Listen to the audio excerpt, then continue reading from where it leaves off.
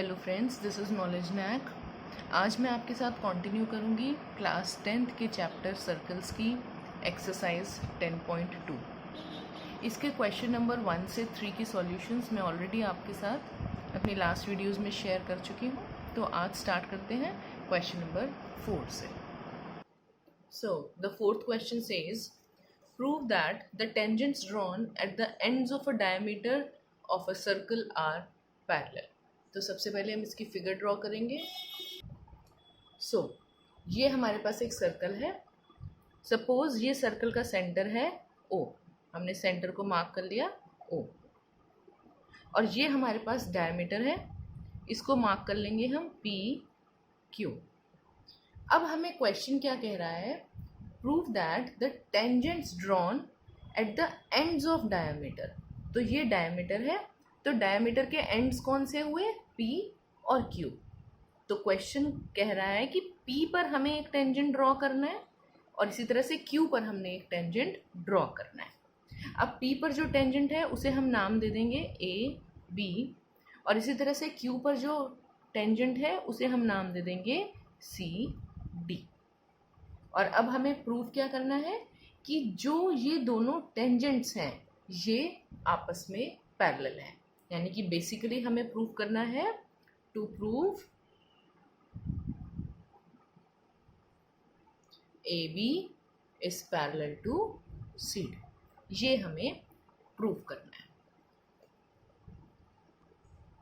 तो इसकी सॉल्यूशन देखिए किस तरह से लिखेंगे।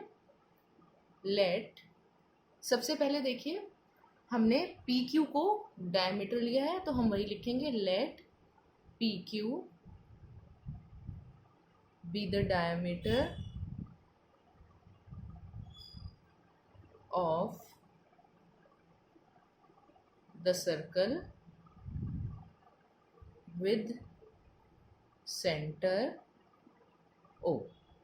जो सर्कल है उसका सेंटर है O और उसका डायमीटर है PQ।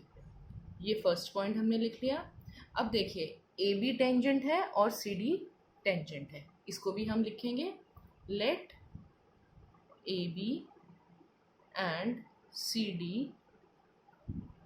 be the tangents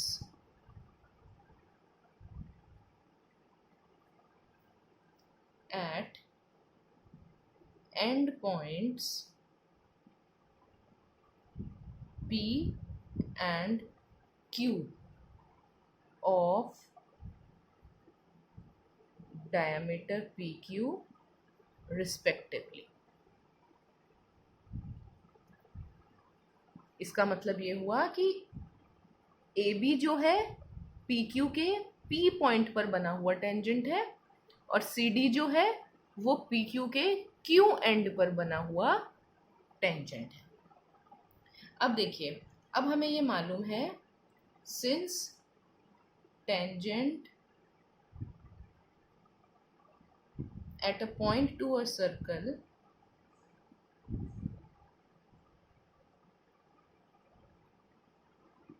is perpendicular to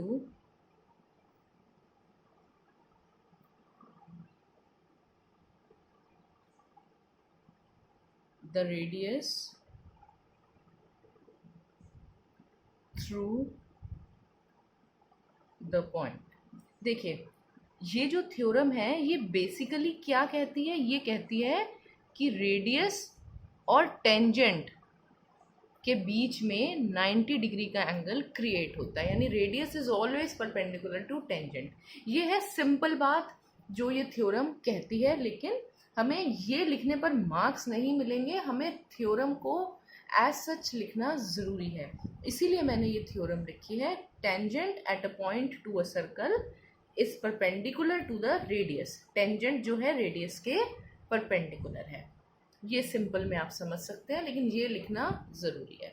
अब अगर रेडियस और टेंजेंट के बीच में 90 डिग्री का एंगल है तो बट ऑब्वियस हुआ कि PQ जो है वो AB के परपेंडिकुलर हुई, therefore PQ is perpendicular to AB। और इसी तरह से PQ जो है वो CD के भी परपेंडिकुलर हुई and PQ is perpendicular to CD। इस थ्योरम के हिसाब से तो हम कह सकते हैं कि ये वाला एंगल 90 डिग्री हुआ, ये रेडियस और ये टेंजेंट, और इसी तरह से यहाँ देखें ये रेडियस और ये टेंजेंट, तो ये एंगल भी 90 हुआ। तो देयरफॉर एंगल APQ ये 90 is equal to angle PQD ये 90, ये भी 90, ये भी 90, तो दोनों एंगल्स हमारे इक्वल हो गए, क्योंकि हमने अभी अभी प्रूव करा है कि रेडियस और टेंजेंट के बीच में 90 डिग्री का एंगल है। अब अगर हम फिगर देखें तो ये दोनों एंगल्स जो हैं किस पोजीशन पर हैं, they both are forming alternate angles. तो हम इस बात को लिखेंगे, but they form a pair of alternate angles. अब अगर ये दो एंगल्स इक्वल हैं और ये अल्टरनेट हैं, तो बट ऑब्वियस है कि AB और CD आपस में पैरेलल होंगे, क्योंकि अगर ये अल्टरनेट एंगल्स इक्वल हैं ये तभी पॉसिबल है जब AB और CD आपस में पैरेलल हो। अगर AB और CD पैरेलल नहीं होंगी तो ये अल्टरनेट एंगल्स भी इक्वल नहीं हो सकते। तो ये है सॉल्यूशन क्वेश्चन नंबर 4 की, एंड आई होप आपको ये ज़रूर समझ में आई होगी।